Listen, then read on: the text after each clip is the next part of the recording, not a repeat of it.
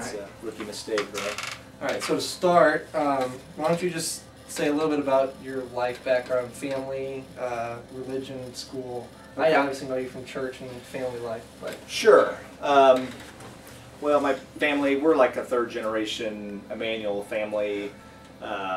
St. Charles, Boshertown, the whole bit. You know, so we're pretty deeply ingrained. Of course, my forefathers, my grandparents were all German, and and that's pretty much an Emmanuel theme. But we have been fortunate enough to be in business in St. Charles for a long time. It was actually my mother's dad who got us into the business. We were Hedges and Hoffer at one time, which I'm sure you're too young to remember, but some of the teachers and whoever. But they would.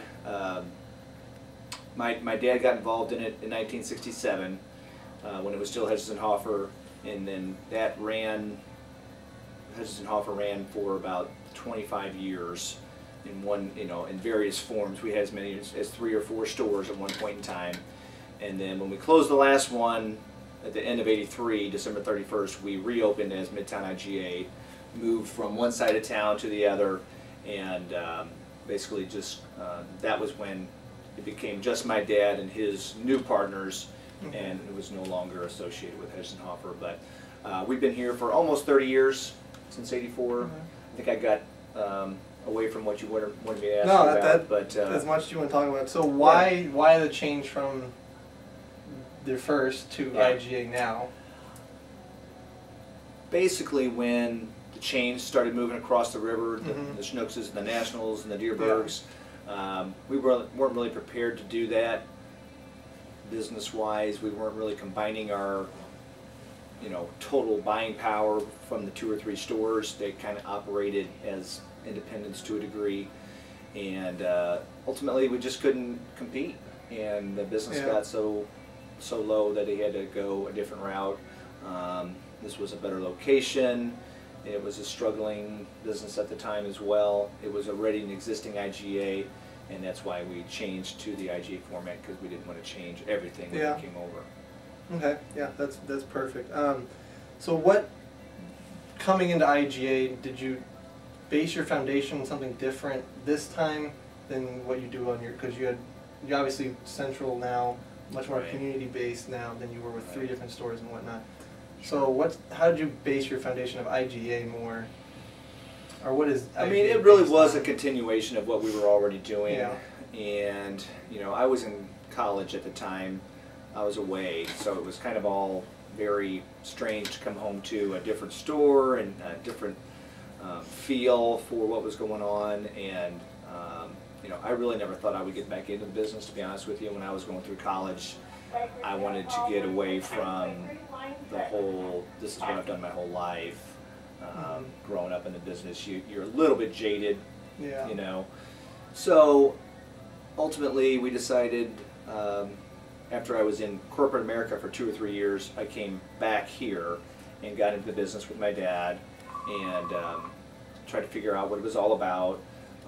Applied, I got a degree in business with actually a double major. It was business and PR.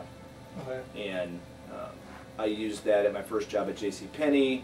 They didn't pay a lot, but they trained a lot, and that was really turned out to be a really good thing for me, because I was able to kind of parlay that into what they needed when I got here. An experience thing more than a it money. really was. It really was.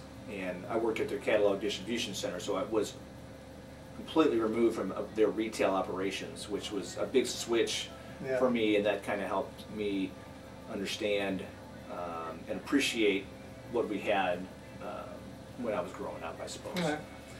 I guess we'll talk about this before your dad gets here. Like working with your dad, pros and cons. What do you think about that?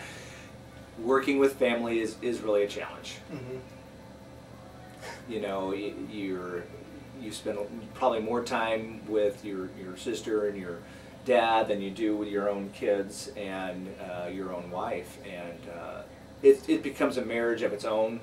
Certainly, it's a relationship that has to be worked on and not taken for granted. So, pros and cons.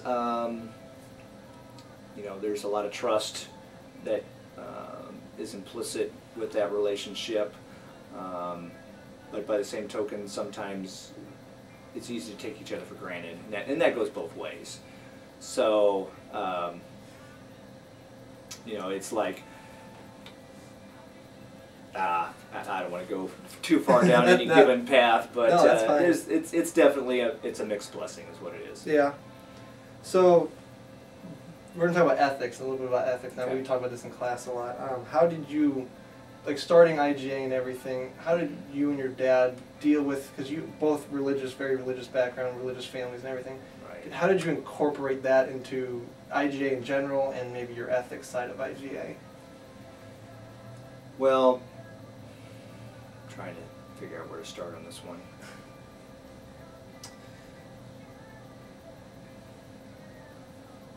I would say that the most important element of our business is trust, because you're dealing with the public every day. You're dealing in a commodity, groceries, that everybody has to have day in and day out, and you know, they want to feel like they are getting a good bang for their buck, and that we're delivering not just a fair price, but also terrific service, and that, you know, that they know when they come in here that we're a part of the community too. We're not just pulling resources out of the community.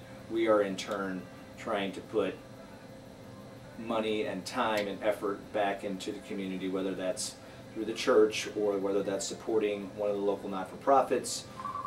There's a lot of things that we do, and we get approached a lot to give back. And you know, this is something my dad has always stressed. We take a lot out of the community, so it's our job to put it back into the community as well.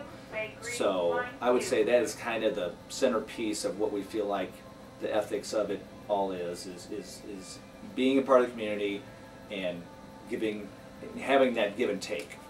Okay, so it's just very community oriented. That's good. Let's see. So yeah, that's pretty much exactly what we learned about and wanted to hear. What do you like most about what you do here at IGA, and Okay. just overall generally, what do you like the most about everything? I like being down on the floor and being with helping people more so than anything.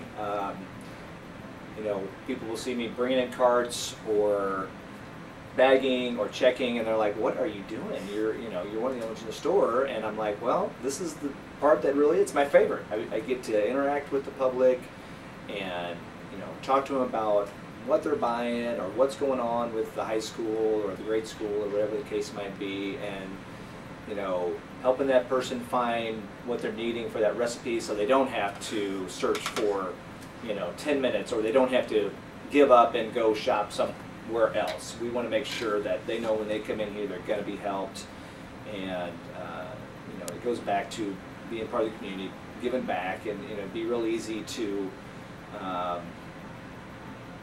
you know, not take the time and put forth the effort. We feel like, and that's what we stress with our employees as well, is, you know, don't just tell them it's in aisle 5, take them to aisle 5, show them where it's at, because you never know when you get there, we might be out, we might be you know, missing that one variety. So you find out a lot about what's going on with your business by being with the customer. So that's back to the ethics, building a relationship. That's Building relationships. just how it's all about. Yep. That's cool. All right, and then just one last thing. How, since you've been here a very long time, how has IGA expanded from the very start of just IGA in general, not going back, but how has this location expanded since you've started? Right. Well, they started in '84. I got here in '89, so just to kind of set the table for that.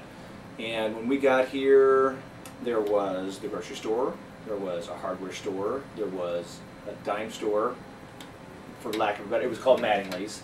So there was actually 4 or 5 storefronts across the front of the shopping center. And within 5 years, we had basically bought the hardware store. So we expanded into the hardware store. That added another 5,000 square feet.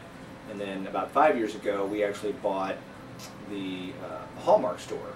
So we have very literally expanded across the shopping center. We've also, this building that we're in right now is an addition to the store. We've built onto the other side, so we've really gone from probably 18,000 square feet to closer to 30,000 square feet over the course of 27 years, and that's how we've grown physically.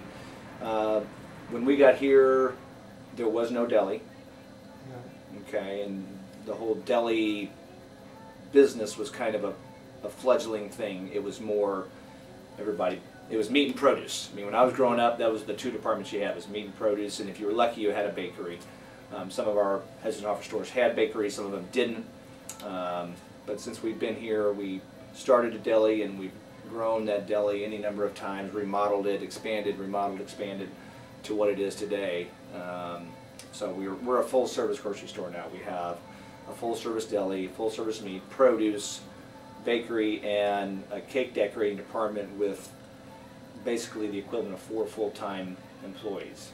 And that started off as one lady doing it part-time back in, you know, whatever, 1984. So we've grown in many numerous ways, and communities continue to support us and trust us throughout the process.